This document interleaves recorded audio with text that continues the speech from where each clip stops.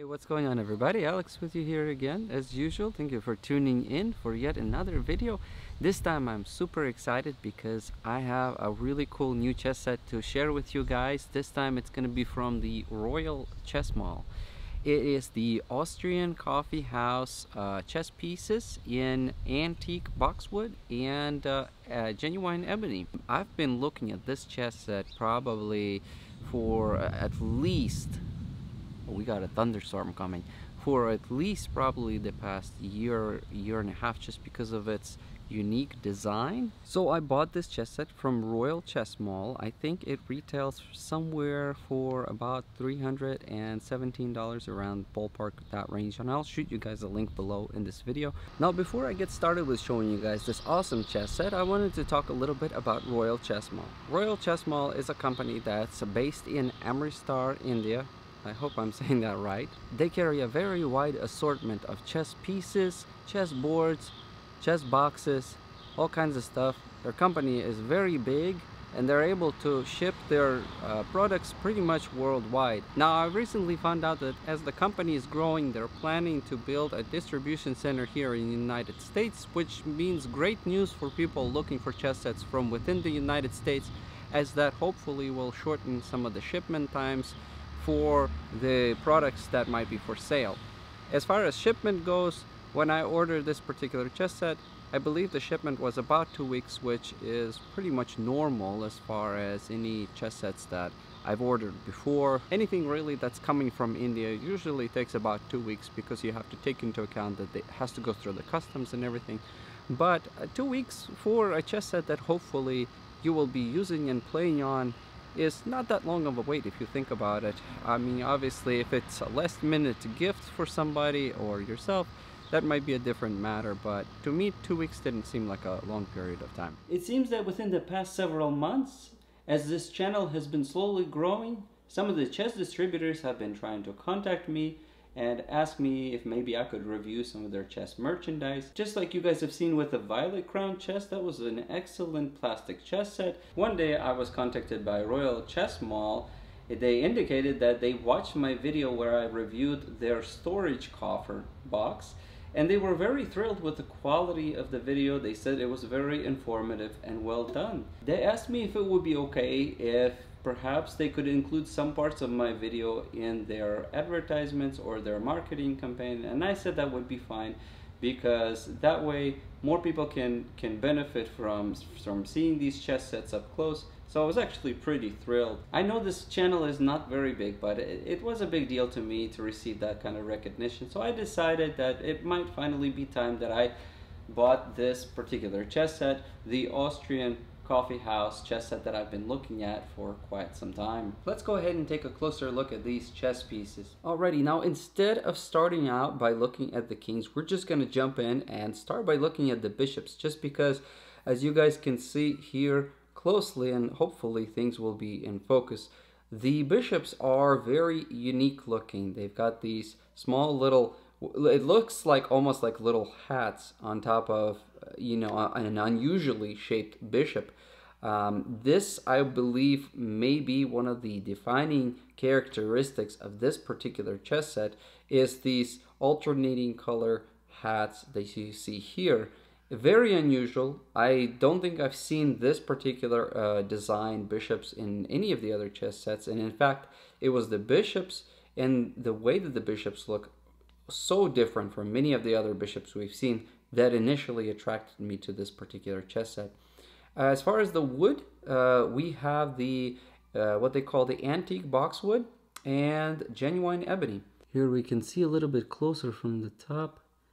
This is the genuine ebony bishop with, I believe it's, if I can sort of zoom in to the top, I'm not sure if I'll be able to catch it.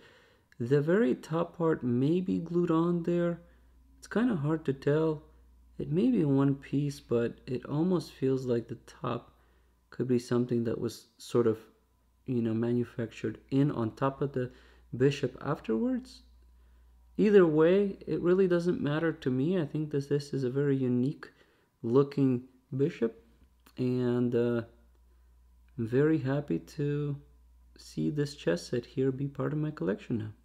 As far as the shape goes, we have the kind of a broad base to these pieces, and you'll see the same repeating characteristic. We have a broad base, and it sort of has this rounded feel. And then we have one ring here, and then a much bigger ring here on top. We will see the same type of repetitive pattern in the other pieces.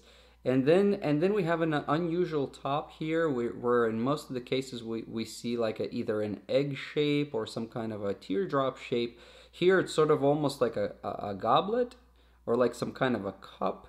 And then we have this really unusual little top hat looking thing that kind of makes this particular bishop very unique. As far as the weight goes, the light squared bishop is going to be 46 grams. And the dark is 52, so a little bit heavier, but this is something that we would anticipate because genuine ebony is usually a little bit heavier than boxwood. They do call this antique boxwood. It is gonna be kind of sort of stained, maybe like mustard yellow look. This particular style I've seen is not unusual. There are antique boxwood that look more antique, and then there are designs like this. If you guys have seen my Fisher Spassky chess set video, which I posted like more than a year ago, it had the same particular type of a feel to it. I've seen other chess sets sold that have this sort of a look to it.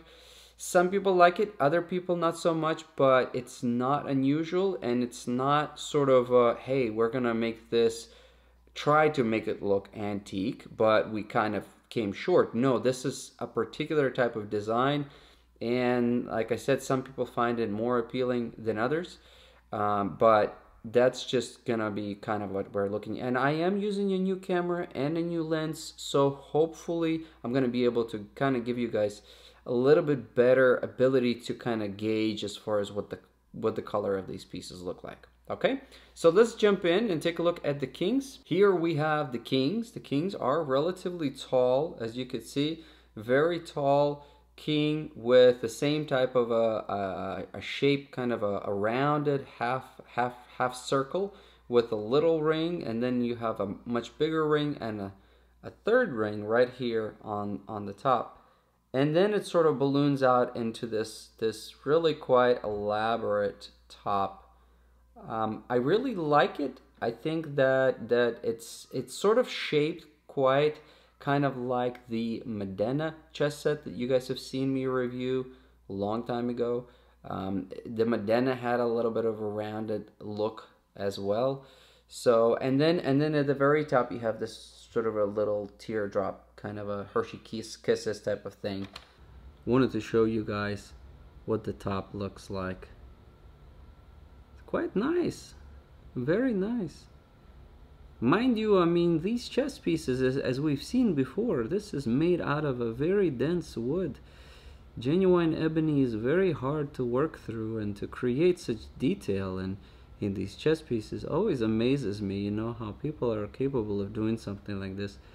You give me some of these chess materials and chess cutting tools and stuff, and I won't be able to make anything close to this type of a quality. So very nice looking king. As far as the weight of the kings goes, the white king or the light king is 74 grams, and then the dark king is 87. So quite a lot of difference.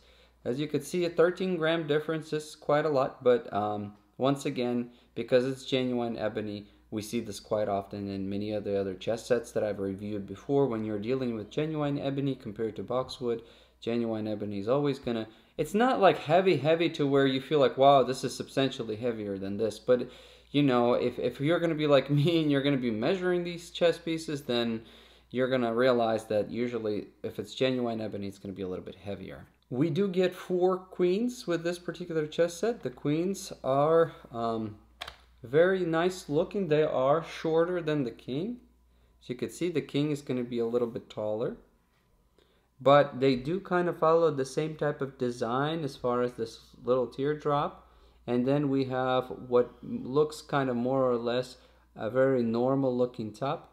The spikes here that we see on top of the crown here, they're not super sharp. That way, at least, you know, if the pieces do fall for some reason, we may be worried about the top, but at least the little spikes are less likely to get damaged or broken. Then it sort of converges here into what we see as like a mini ring, followed by a big ring, and then kind of a smaller ring here on the bottom, and then the same type of a semi-circle, semi-ball type of a end. In some chess sets, at the very bottom, we may see some kind of like an accent line. We've seen this, and this one does not have that. Like I said, it's just a choice in design, but nevertheless, a great looking queen. With, as we can see right over here, the crown spikes are kind of blunted, and we'll see all the way from the top. They also, right over here, they sort of diverge outward. But little details like this may not necessarily be important to some people, but other people I know are very particular and want to know these type of details. So if you guys are watching this, I'm a very detailed person, so you can see these kind of point downward. As far as the weight, 68 grams for the light queen, and then 82 grams. Wow, 82 grams, so much heavier. But yeah, you could almost feel that there's a weight difference, a little bit of a weight difference between the queens. But yeah, 82 grams, and then 68. So 68, 82, both queens, 68 and 82. The knights was another factor, another element where when I was looking at this particular chess set online to determine whether I wanted to buy it or not, the knights is what I found very appealing.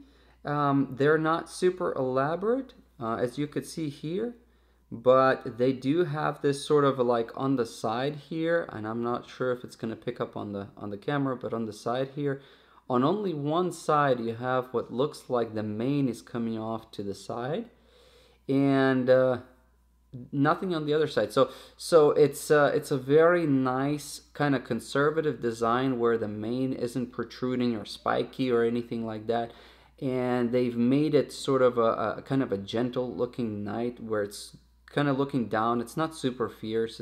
It's almost like a lady knight, you know, kind of a very modest and aesthetically pleasing looking knight overall. What do you guys think about it? I know there's a lot of people out there who are very particular about how the knights look. I think overall I really like this knight. I like a lot of the other knights, but this one kind of looks really quite nice. It's not super elaborate to where like we've seen in the Medina or the Turin chess set that I've shown you guys a video to before, and it's like still very aesthetic looking. The teeth are showing both on top and bottom, so there's a nice attention to detail. And then we have these slightly protruding eyes.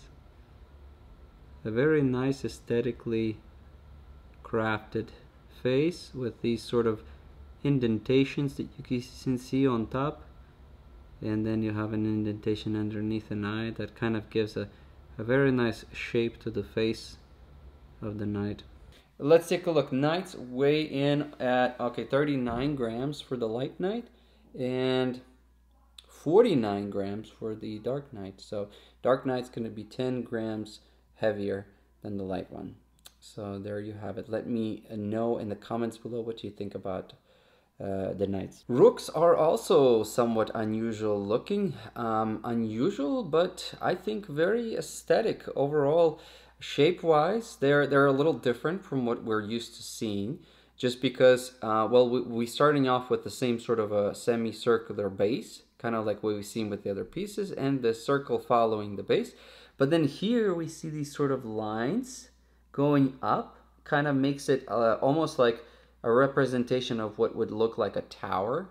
like a defense tower or something like that. It's a lot more with these little lines here. It gives it a more sort of a more clear affirmative feeling that it's a tower. And then you have this sort of a somewhat of a thinner neck, and then it diverges quite significantly into this very uniform looking top. On top we can see here we're also kind of a little bit deep inside here, so it's not super shallow like we've seen with some of the other chess sets. And then we have a total of 4 cuts on the top, and I think overall nice looking rooks. Here's a little bit closer look at the rook and the little lines here that create a little bit more interest in the neck of the rook. The lines are not super deep, but they're deep enough to where you could probably put your nail into them. I don't really necessarily think this would sabotage the integrity of the rook. Overall, I think it's very nice. And here's the top. As far as the weight of the rooks go, the light rook weighs in at 42 grams and the dark weighs it at 51. So once again, a 9-gram difference, with the dark rook being a little bit heavier, but weight-wise, very similar to what the knight was weighing at. Finally, here we see the pawns.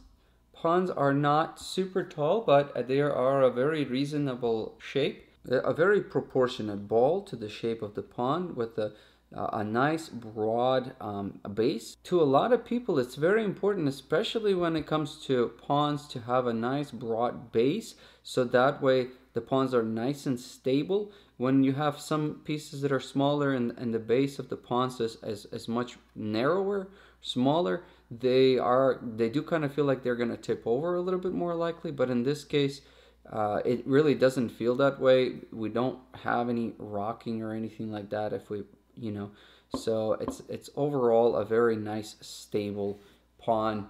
Same repetition of the pattern as we've seen with the rest of the chess set. We've got this sort of a ball here on the bottom with one ring here and a bigger ring here. In this case, however, we see that sort of this ring here isn't as big as this one. However, I think that it was a choice of the designers to make this one a little bit smaller, because if they didn't make this ring smaller than this one, then the ball here would look unusually too small. And if they made the ball too big, then it might throw off the entire sort of a proportion of the pawn. I think overall the pawns look relatively nice. Here's the pawn a little bit up close for those of you who are interested in the closer details.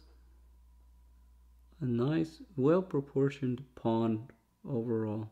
Let's take a look as far as the weight goes of the pieces. 27 grams for the light pawn and 31 grams for the dark one. So not that much of a difference, just 4 grams here, but still a little bit heavier. Here, just for the comparison's sake, I did bring out that Fischer-Spassky chess set that I purchased a long time ago from Chess Bazaar, that we see a very similar type of a shading that the pieces share. It's sort of this, in fact these one are maybe a little bit darker than these, but kind of a very similar approach to I believe it might be gilding or painting, maybe some kind of a process that they use to make these pieces look a little bit more sort of a yellowy, as opposed to keeping them really light. As far as the felt that was used to make these pieces, we can see here it's this dark green, thick,